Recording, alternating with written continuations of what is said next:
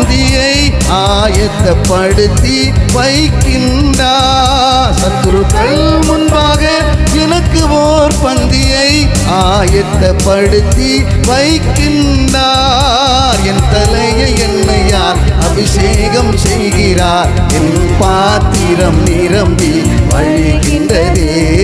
என் தலையை எண்ணெயால் அபிஷேகம் செய்கிறார். சங்கீதம்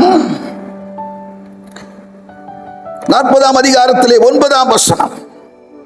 மகா சபையிலே நீதியை பிரசங்கித்தேன், என் உதடுகளை மூடேன்.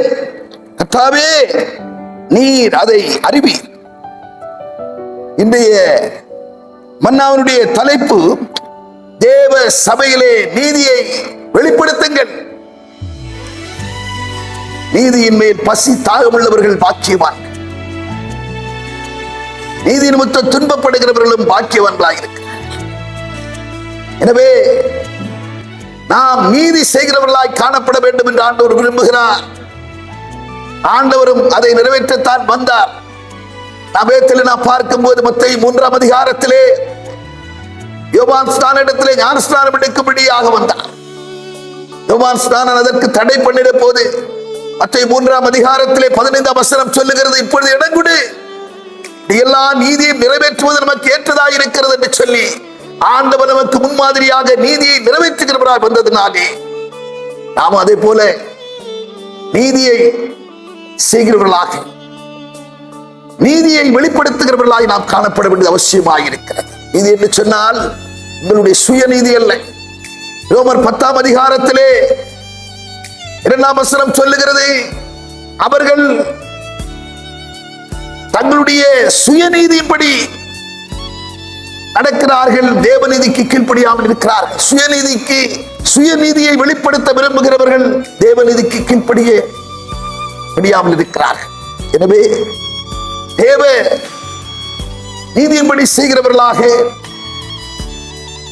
நாம் எந்த விதத்திலும் நம்மை வெளிப்படுத்தாதவர்களாக, யோவான் ஸ்நானன் சொன்னது போல, நாங்கள் சிறுகவும் நீர் பெருகவும் வேண்டும் என்று சொல்லி, ஆம் என கண்பான தேவச்சனமே, ஒவ்வொரு காரியத்திலும் தேவ நாமம் மகிமைப்படும்படியாக புசித்தாலும் குடித்தாலும் எதை செய்தாலும் பிதாவின் மகிமைக்கென்று செய்யுங்கள் என்கிற வார்த்தையின்படியாக யோவான் 7ஆம் அதிகாரம் 18ஆம் வசனம் சொல்லுகிறது, சுயமாய் பேசுகிறவன் சுயமகிமையை தேடுகிறான், ஆனால் தேவனை மகிமைப்படுத்துகிறவர்களிடத்திலோ தேவனை மகிமைப்படுத்துகிறவர்கள் அவர்கள் உண்மை உள்ளவர்களாக இருக்கிறார்கள், அவர்களிடத்திலே அநீதி இல்லை என்று சொல்லிப்பார்கள்.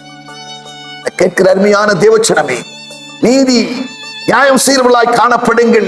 நீதியை, நியாயத்தை வெளிச்சத்தை போலவும் பட்ட பகலை போலவும் ஆண்டவர் வெளிப்படுத்துவார். நீதி செய்கிறவர்களாய் காணப்படுவோம். நிச்சயம் அதற்குரிய வெகுமதியை தந்து நம்மை ஆசீர்வதிப்பார் என்கிறதிலே சந்தேகமில்லை.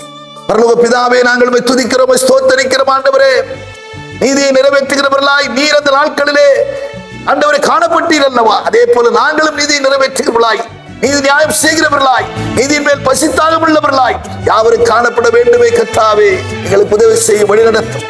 ஆசீர்வதி. இயேசு கிறிஸ்து மூலம் ஜெபிக்கிறோம் நல்ல பிதாவே. ஆமென்.